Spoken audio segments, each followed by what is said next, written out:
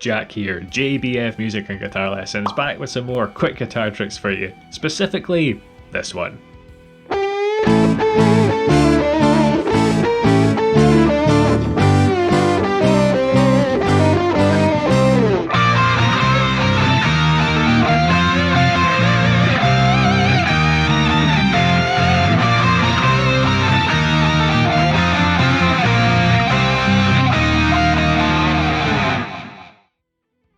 Alright, so I'm citing Michael Schenker and Brian May here. They're the guys that really pop out to me, but loads of players have used this trick. If you can think of any other examples or tweaks on this trick, then let me know in the comments.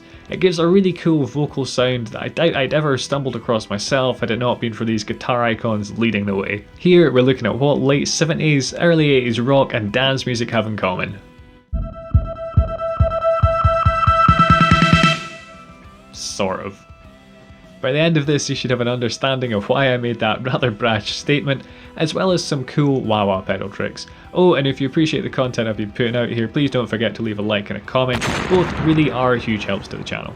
So that build up you just heard was using an EQ sweep, essentially boosting or cutting certain frequencies. They're going from the lower ones to the higher ones.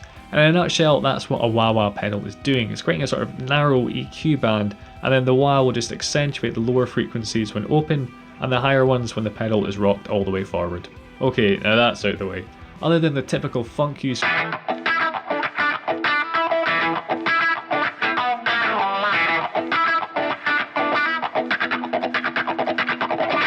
can also take advantage of this EQ sweep. If you've ever wondered how Schenker or May get those really resonant tones, this is how. You rock the wah forwards until it reaches a frequency that you like. Leave in that position, and you've got not necessarily a solo boost, but you're honing into the range which human hearing excels in, so it can often seem louder without the drastic dB boost. You also find certain notes sustain or feed back more here, just something to watch out for or indeed to take advantage of. Most of the time moving the wah pedal to about the halfway point is at least a good place to start, and then adjust the taste. Now, two things. First off, if you're playing by yourself without a live band, it might not sound as good because you're not competing for audio real estate in the same way. Secondly, this particular wah, my one here, automatically turns on when I push it down. It's spring loaded so it returns to its resting position. The advantage is you don't get that nasty pop from turning it on. The downside is you can't just leave it in one position, your foot needs to keep the pressure applied. This trick works really well for helping a solo to cut through. If you find a lead part in a song doesn't quite have that edge to it to make it pop in a mix, this is well worth a go. It can be pretty subtle or over the top.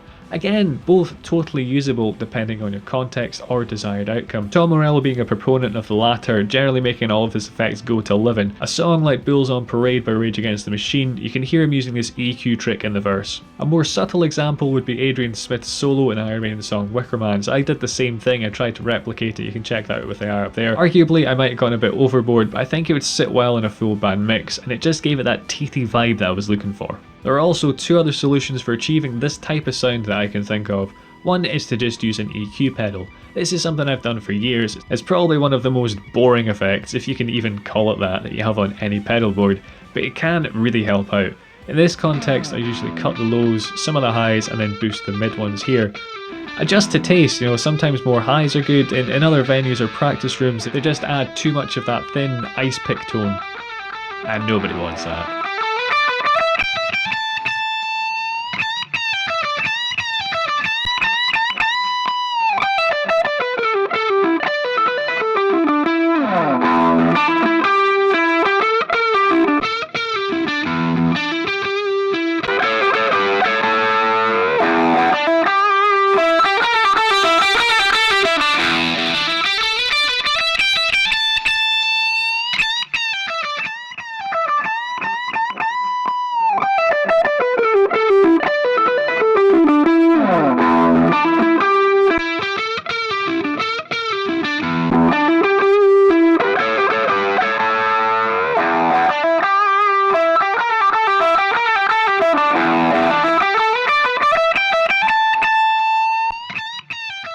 The other method is using an auto wah. This trick I've only found out about recently, so huge shout out to Chris from my Marty Friedman critique video, I'll link to that with AI up there. There was this mysterious little yellow pedal in the background of the video I was watching, and no clue as to what it did, so I fired the question out to you guys, and it turns out it's a Maxon AF9. The way Marty Friedman sets this is really subtle, so you get that sort of auto wah shift, but without being over the top like Guthrie Gumford's wonderful slippery thing, that more novelty type of sound.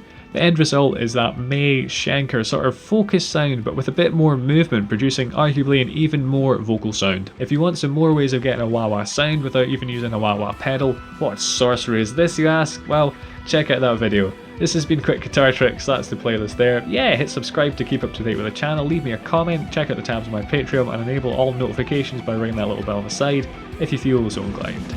Cheers, guys.